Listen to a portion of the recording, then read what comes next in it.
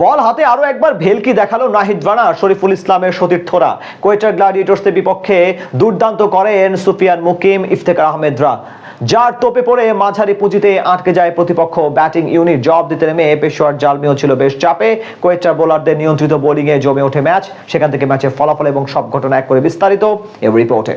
বল হাতে শরীফুল ইসলাম, নাহিদ রানারা যেখানে রেখে এসেছিলেন, আজ যেন সেখান থেকে শুরু করলো পিএসএল এ তার সতীর্থরা। পয়েন্ট টেবিলের শীর্ষস্থানে থেকে এদিন কোয়েটা গ্ল্যাডিয়েটর্সের বিপক্ষে বল হাতে নেমে শুরুতেই দলকে ব্রেক থ্রু এনে দেন স্পিনার ইফতেখার আহমেদ।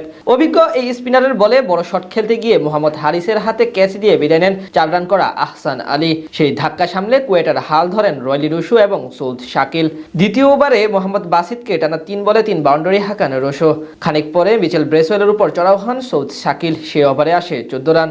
যদিও পরের ওভারে রান আউটের ফাঁদে পড়ে কপালপুরে তার পাওয়ার প্লেতে 54 রান জমা পড়ে কোয়েটার স্কোরবোর্ডে।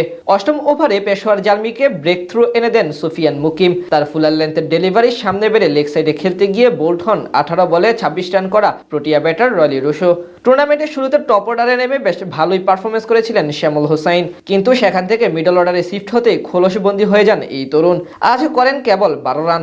এদিকে দায়িত্ব নিয়ে খেলতে থাকা হাসান নওয়াজও বেশি দূর যেতে পারেননি। 35 বলে 37 রান করে তিনি আউট হলে থমকে যায় কুয়েটার রানের চাকা। সুফিয়ান মুকিবের দুর্দান্ত বোলিং এর সামনে তেমন ভাবে কেউই মাথা তুলে দাঁড়াতে পারেননি। বাকি ব্যাটাররা শুধু উইকেটে এসে স্ট্রাগল করেছেন। শেষ দিকে টম কারেন খেলেন 10 বলে 15 রানের ইনিংস, যার উপর ভর করে কোনো মতে 150 পেরিয়ে 154 রানে অল আউট হয়ে যায় কোয়েটা গ্ল্যাডিয়েটর্স। বল হাতে 3টি করে উইকেট নেন মোহাম্মদ বাসিত এবং সুফিয়ান মুকিম।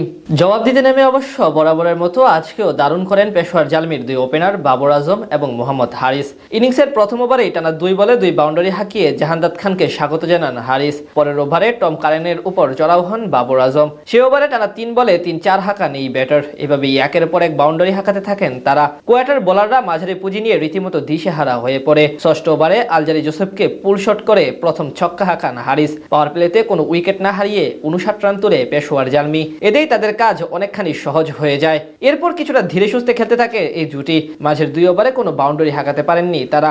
নবম ওভারে সৌদ শাকিল এসে প্রথম ব্রেক থ্রু দেন কোয়েটাকে। তার বলে শ্যামলের হাতে ক্যাচ দিয়ে 28 বলে 35 রান করে বিদায় নেন মোহাম্মদ হারিস। ততক্ষণে অবশ্য কাজের কাজ হয়ে গেছে পেশোয়ার জালমির। সেখান থেকে আর বাকি ব্যাটাররা তেমন বিপদ আসতে দেননি ফ্র্যাঞ্চাইজিটির। শেষ অবধি বাকিদের দৃঢ়তার সামনে কোয়েটার বোলাররা তেমন ভাবে প্রতিরোধ করতে না পারলে আরও এক জয় তুলে নেয় পেশোয়ার জালমি, যার মাধ্যমে শীর্ষস্থান আরও বেশি শক্তিশালী হলো শরীফুল নাহিদ রানাদের।